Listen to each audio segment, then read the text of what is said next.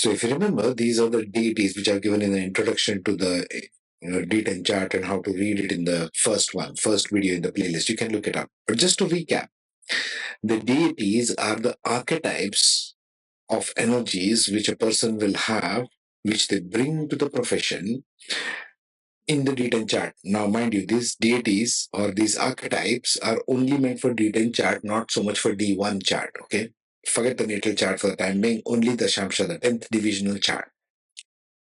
0 to 3 degrees leadership, 3 to 6 degrees strong work ethic, determined people, 6 to 9 degrees Yama, discipline, strong sense of responsibility, 9 to 12 competitive spirit, 12 to 16 excellent communication skills. Other things are mentioned. I'm quickly recapping. 15 to 18 degrees, they are very dynamic and flexible, quickest to adapt. 18 to 21 degrees is more of financial wealth, astute sensitivity, right? Accountants kind of. 21 to 24 degrees is ability to find purpose and meaning in life. This can once again apply to all kinds of professions, mind you. Just because you're in the medical field doesn't mean you're stuck in hospitals or clinics all the time. You might be able to bring a higher meaning, like Dr. Hegde in India, right? He's bringing a higher meaning to medical science. 24 to 27 degrees is intellectual capability and innovative thinking. 27 to 30 degrees is stability and long lasting success. So, mind you, all of these 3 degrees and 10 divisions in the D10 chart, in the career chart, are very important to consider. So, any planet or point in those particular degrees will have a propensity, will have a drive in that particular direction. That's all it means. It will have that quality. Okay. This is very crucial to understand. So, you should understand this when you're determining the qualities of the planet in a D10 chart. Now, let's see Pushya Nakshatra, what it brings to the table. Those are the careers and possibilities which are good ones for Revati Nakshatra on the screen. Compassionate healing right on the top.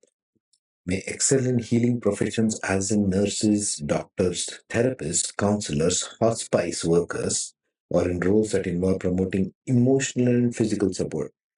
Pisces is a most exalted water sign. Think emotion. They are driven by emotion. So is Uttara Bhadrapada, the previous one.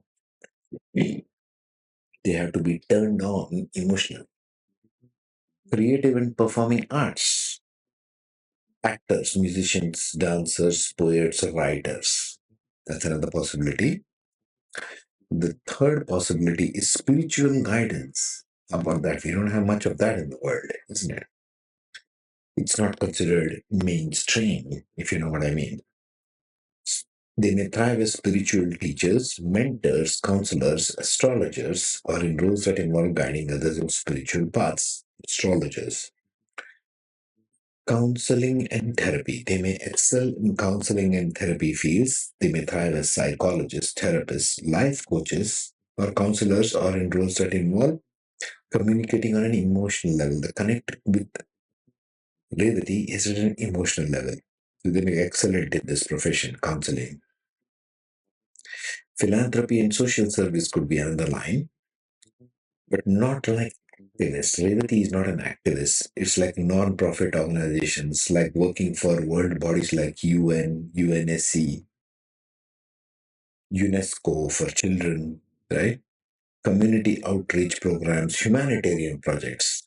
These are not revolutionary kind of approach, like not Purva Bhadrapada kind of approach, not Mula kind of approach. The nakshatra signatures vary, you got to keep this in mind. Last, it can be good in administration also.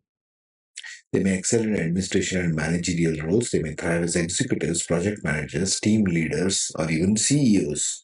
Elon Musk comes to mind. Let us see the ascendant wise now. So for the Aries ascendant, Revati is in the 12th house, which is the house of foreign lands, house of doing things behind the scenes. It can be compassionate healing for Ashwini, working for hospice, because that's there in the profession. You can see there. Doctors, nurses working in old people's homes. Much neglected, isn't it, these days? It's become business. Nobody takes care of old people anymore.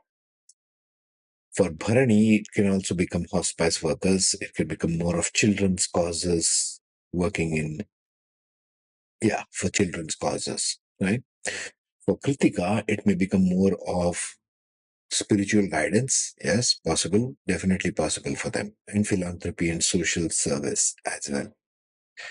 For the Taurus ascendant, now we have Revati in the 11th house.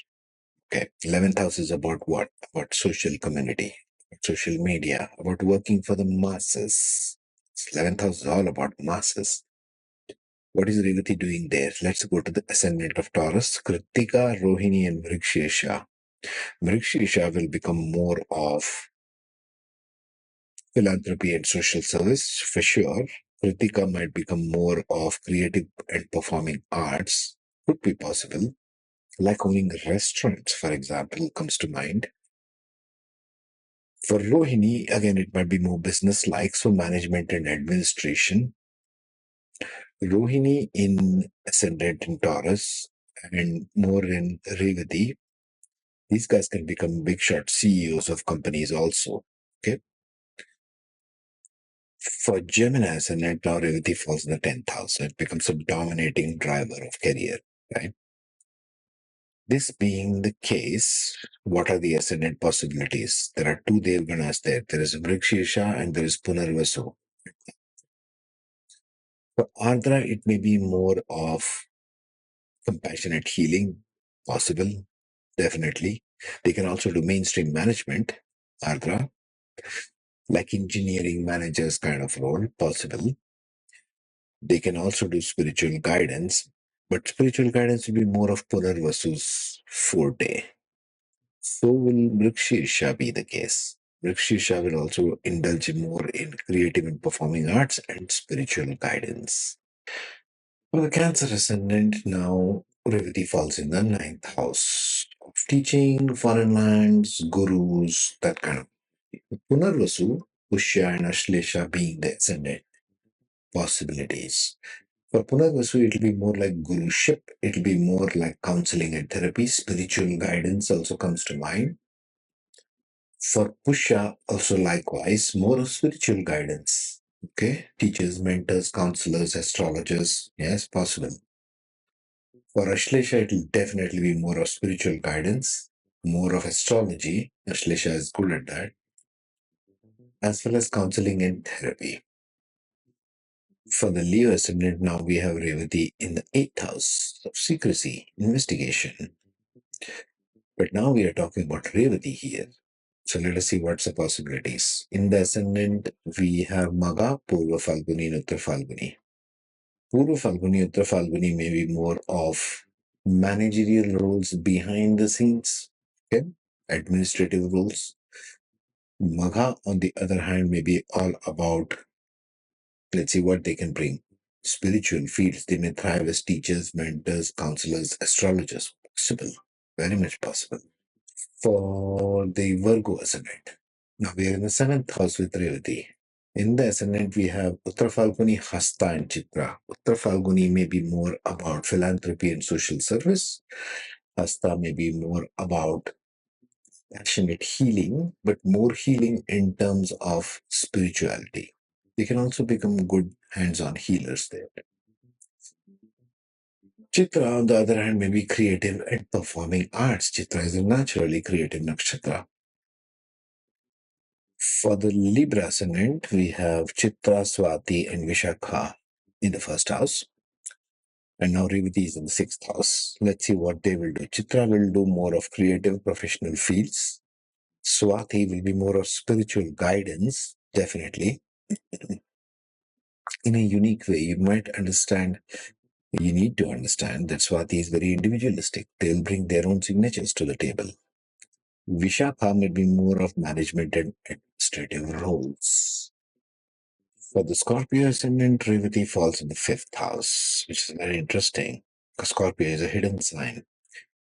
But now it's in Revati, right? So we have three possibilities in the first house: Vishakha, Anuradha, and Jyeshtha. Vishakha might do more of administration and management there. So will Jyeshtha do more of management and administration. Anuradha will do more of counseling and therapy.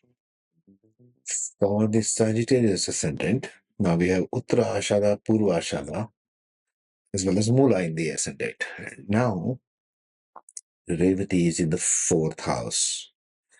What does this give us? Uttarashada and Purvashada with fourth house, they will make more of spiritual guidance. Mula, on the other hand, might indulge more in compassionate healing. Okay, doctors, nurses, that kind of a healing. For the Capricorn ascendant, in the D10, we have 3 nakshatras possible in the first house, Uttarashada, Shravana, and Dhanush. And now Revati is in the third house, like you see. Uttarashada will become more of what? Counseling and therapy. Shravana will also become counseling and therapy, more like spiritual guidance. Devgana. Both are Devganas. Yes, definitely spiritual guidance and counseling is what I get. Dhanishta, on the other hand, may become creative and for the Aquarius ascendant, now you have Revati in the second house of voice, speech. Let's see what's in the ascendant. In the Aquarius, Dhanishta, Shatabhisha, and Purva Bhadrapada. Dhanishta will do more like singing, something to do with voice, that kind of a career. Shatabhisha, on the other hand, might do more of research, investigative type, counseling and therapy and spiritual guidance from that list comes to mind. And for Purva Bhadrapada as well, it will be spiritual guidance and counseling. Okay? Last and final, Revati in the ascendant for Pisces. You will have all of these inclinations for life. If you have Revati dominant in your ascendant, maybe even planets and points, any one of these listed there, you're going to look for these kind of professions. Okay? So, ladies and gentlemen, with that, we wrap up the 27 Nakshatra D10 series. Next, I'll be doing case studies, like I promised, and case studies with real people and imaginary people as well. So keep a watch on that. I'll make a separate playlist for that, otherwise it's too confusing. Okay? Thank you for watching. Take care, be safe.